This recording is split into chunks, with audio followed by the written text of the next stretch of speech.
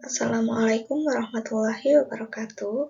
Perkenalkan, saya Vika Puspita Maharani. Di sini akan menjelaskan mengenai lembaga-lembaga kemasyarakatan dan perubahan sosial yang terjadi dalam kasus yang saya ambil. Di sini saya mengambil kasus yaitu diduga tabrak aturan UU Keterbukaan Informasi Publik tentang bantuan hibah ternak di Kabupaten Nganjuk yang dijadikan ladang basah. Untuk latar belakang dari kasus ini, yaitu terdapat program bantuan ternak sapi yang dikelola oleh Kementerian Pertanian Kota Nganjuk melalui Balai Besar Inseminasi Buatan Singosari yang ditujukan untuk meningkatkan kesejahteraan peternak di Desa Garu, Kecamatan Baron, Kabupaten Nganjuk. Namun, pelaksanaan program ini menuai konflik karena adanya indikasi penyimpangan. Kelompok penerima bantuan tidak mengetahui asal program, alokasi anggaran, maupun harga sebenarnya dari sapi yang diterima.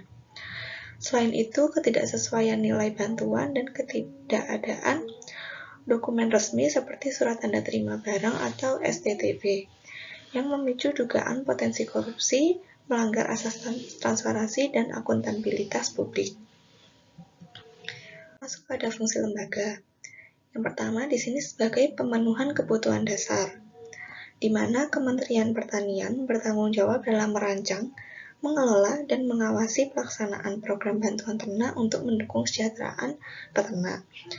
Di sini Balai Besar Inseminasi Buatan Singosari juga berfungsi sebagai satuan kerja dengan Kementerian Pertanian yang melaksanakan pengadaan dan distribusi ternak sesuai dengan program yang dijalankan. Selanjutnya itu ada sebagai pengendalian sosial, di mana Dewan Perwakilan Rakyat Daerah atau DPRD berfungsi sebagai legislasi dan pengawasan termasuk dalam pengawal program bantuan agar tepat sasaran dan tidak disalahgunakan. Yang selanjutnya masuk sebagai fungsi sosialisasi, di mana kelompok ternak berfungsi sebagai penerima manfaat yang seharusnya mengelola bantuan secara efektif untuk meningkatkan produktivitas peternakan.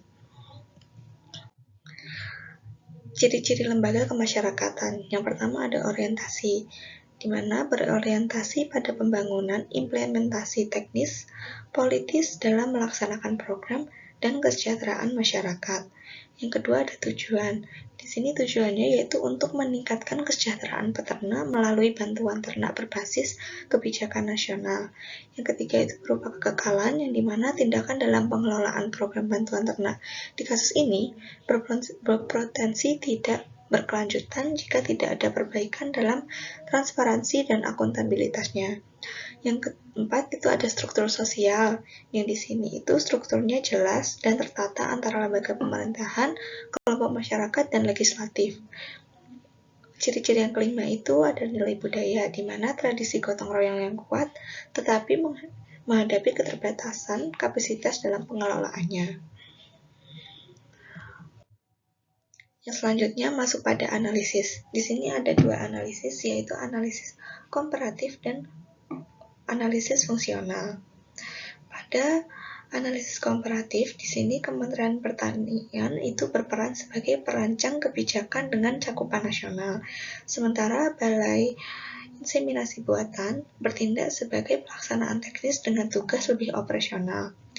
Selanjutnya, kelompok ternak adalah sebagai penerima manfaat yang pasif dalam hal pengelolaan administrasi, sedangkan DPRD memiliki fungsi pengawasan tetapi cenderung menunjukkan pengaruh politis dalam distribusi bantuan. Untuk yang analisis fungsional, di sini lembaga dalam kasus ini memiliki peran yang saling melengkapi dan saling bergantung, tetapi kelemahan pada satu fungsi yaitu dari segi pengawasan, sehingga berdampak pada keseluruhan keberhasilan program sehingga belum berjalan secara optimal. Untuk yang selanjutnya yaitu conformity and deviation.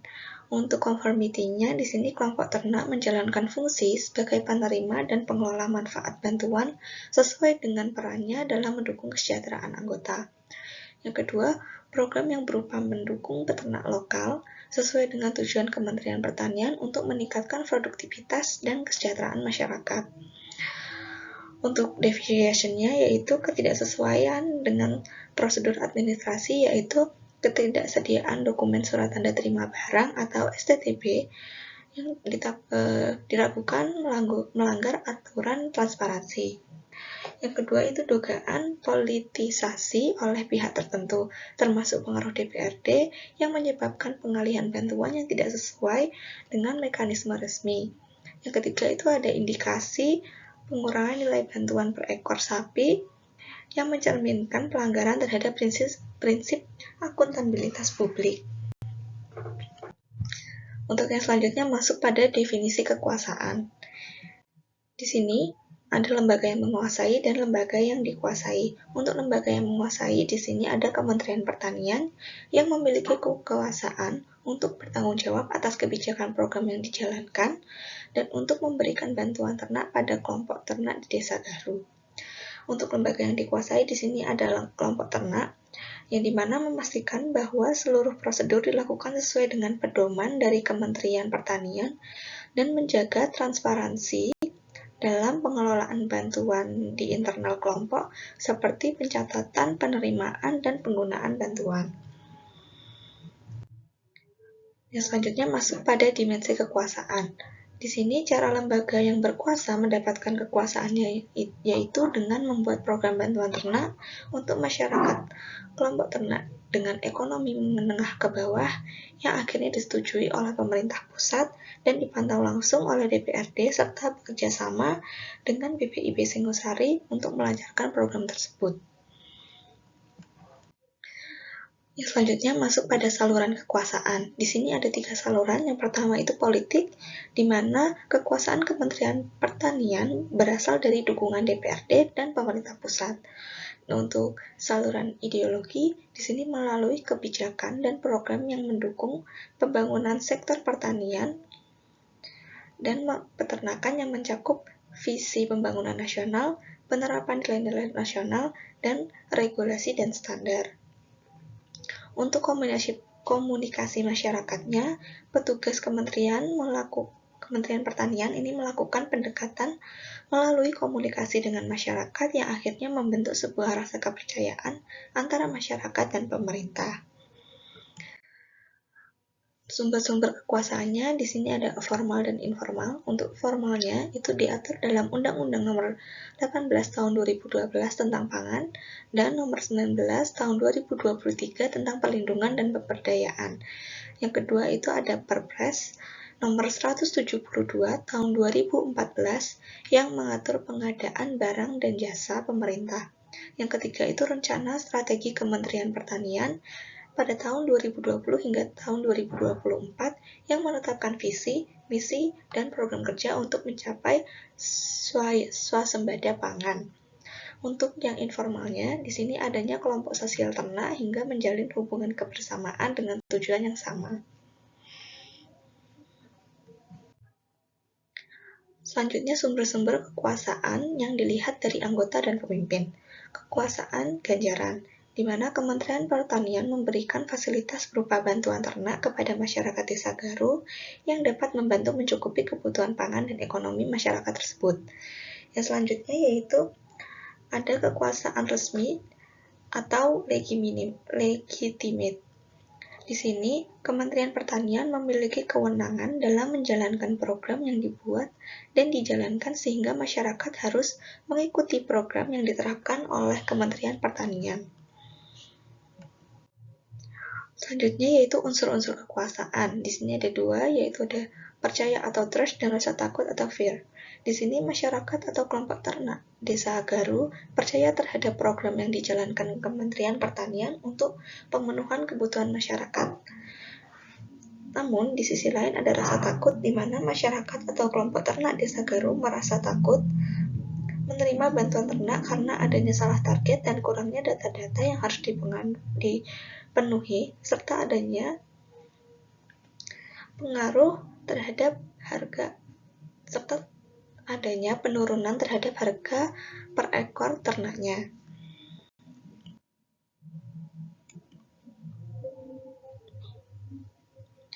Yang selanjutnya itu cara mempertahankan kekuasaan, di mana Di sini ada 3 poin. Yang pertama itu menerapkan kebijakan nasional dengan membuat kebijakan yang sejalan dengan visi pembangunan nasional, seperti kedaulatan pangan dan pemberdayaan petani.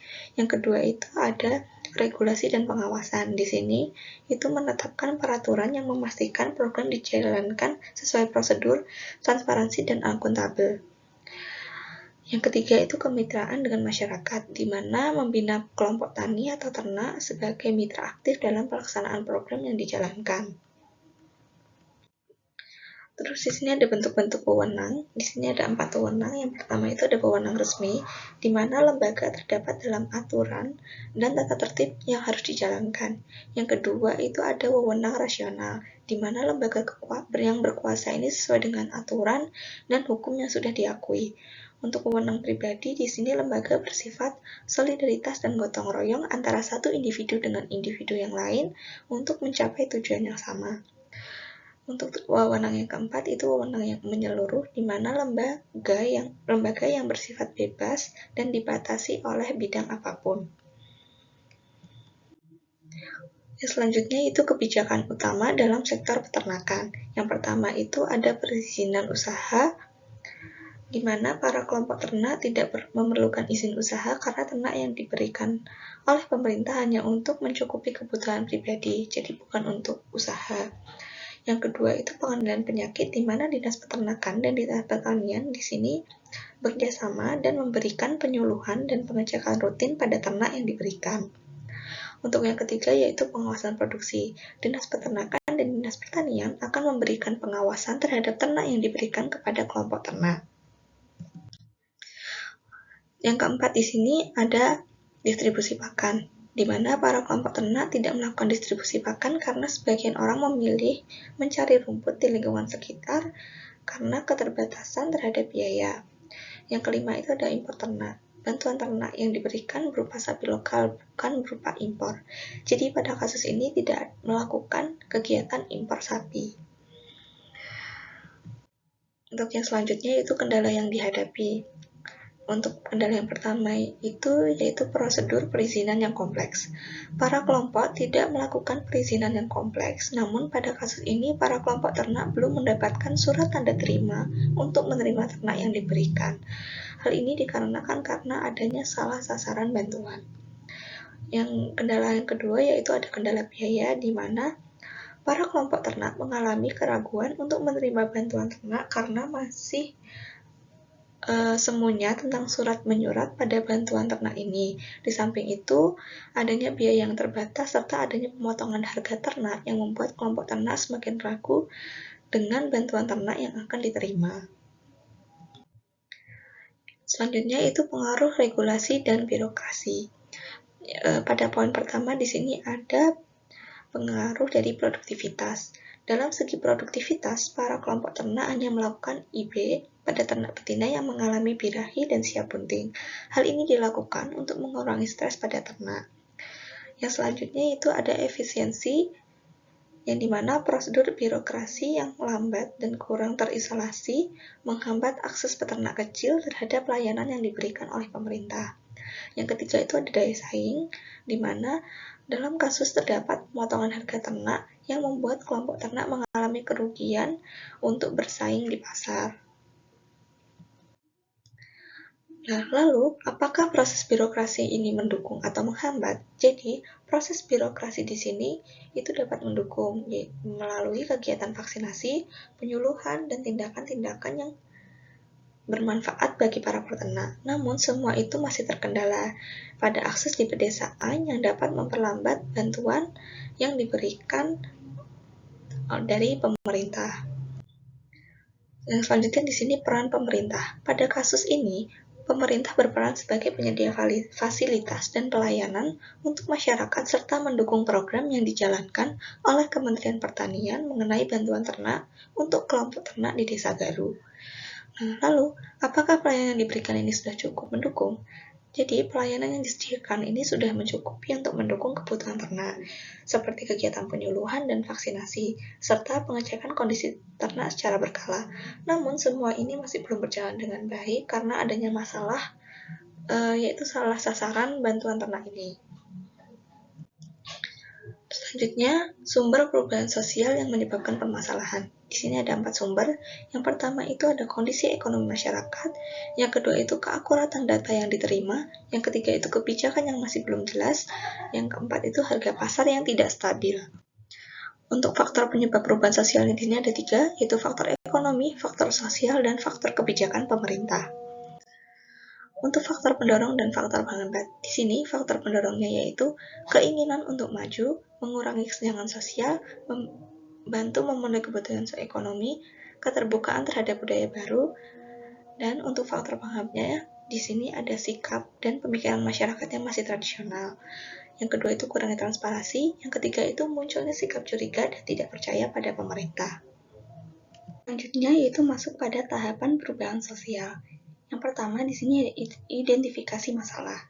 Di sini masyarakat menerima bantuan yang tidak sesuai dengan yang diharapkan, serta menciptakan ketidakpuasan dan konflik internal dan kelompok ternak.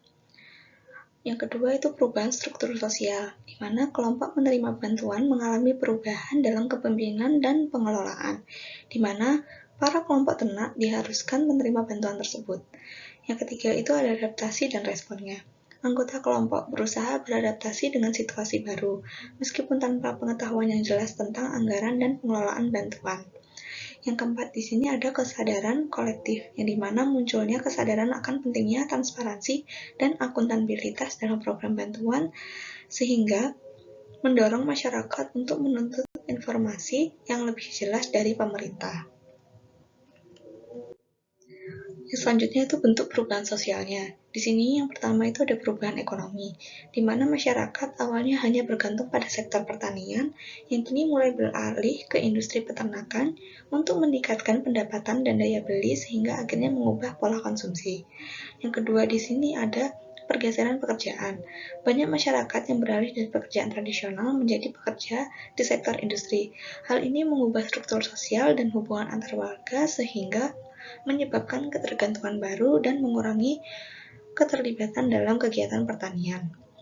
Yang ketiga di sini ada keterbukaan informasi, di mana mulai munculnya tuntutan akan transparansi dalam pengelolaan bantuan yang menciptakan kesadaran kolektif tentang pentingnya akuntabilitas pemerintah dalam program sosial. Untuk yang selanjutnya yaitu ada hubungan sosial. Di sini interaksi sosial yang mulai berkurang itu akibat dari perubahan pekerjaan. Namun nilai-nilai sosial yang tertanam itu tetap ada seperti gotong royong dan solidaritas tetap ada, walau dalam bentuk yang sudah berbeda. Sekian penjelasan yang dapat saya sampaikan. Kurang lebihnya mohon maaf. Wassalamualaikum warahmatullahi wabarakatuh.